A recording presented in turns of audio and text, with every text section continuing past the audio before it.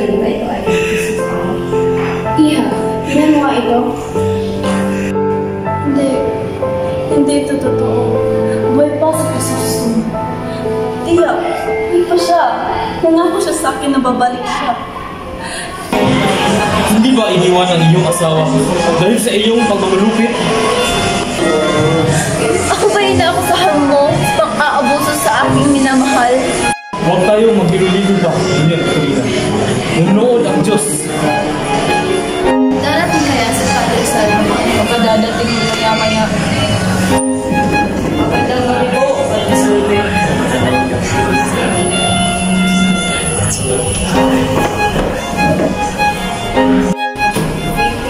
Buti kapag pa siya nung sumama sa San Diego, minamahal na lugar.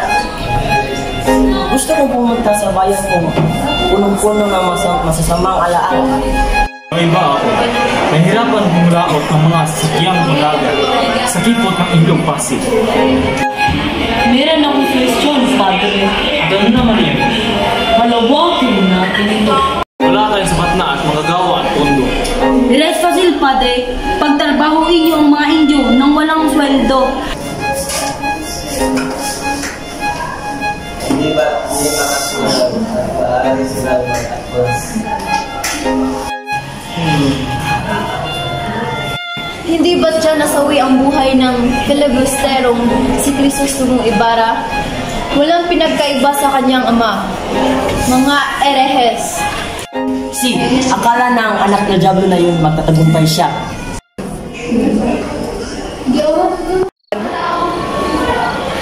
Hindi ka na po ako inay.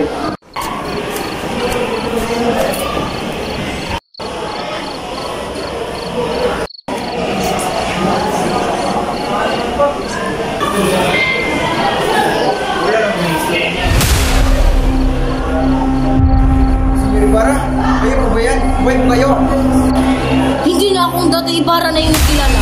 Nagbago ng aking isip. Basilio, samahan mo ko gumawa ng magsikan patago. Mr. Kanye, Ano yung problema? Kaya natalata? naalala mo ba yung ginoong tumulong sa atin? Oo, at ano naman ang binalaman dito? Yung dinalaw ko ang puntod ng aking na nakikita ko siya. Nakasabi ko lang sa'yo, Basilio, kumain ka sa tamang oras. Oo nga, Mr. Kanye. Gumising tayo sa katotohanan. Nagbibigay natin ng mga kabataan ng mga klas. Maaari tayo magulong, Basilio. Makukulong kung mahuhuli. Mga kamakaral, ang ating karapatan ay maglaban para sa inarap. Wala ang mga alipin kung walang magpakwaliti.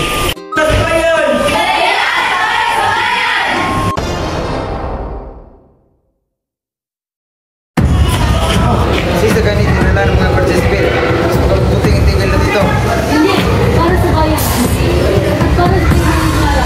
Nangako ako sa kanya na babalikan ko siya. Babalikan ko siya ng mahal.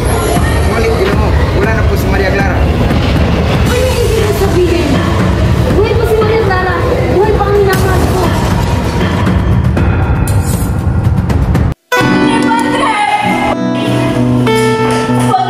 Upo ka muna. Padre, tulungan niyo po ang aking sinisinta na si Isagani. Dinukot po siya ng mga Guardia Civil. Manalig lang tayo sa Panginoon at magiging maayos rin ang lahat.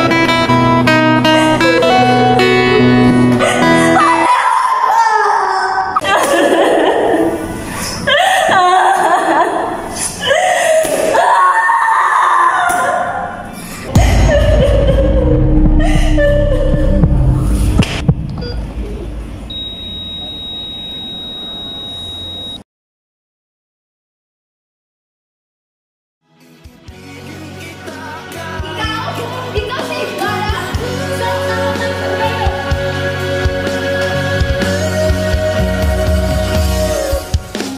Patay na.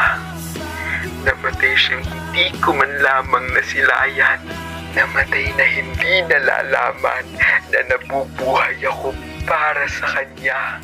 Namatay nang nagdurusa.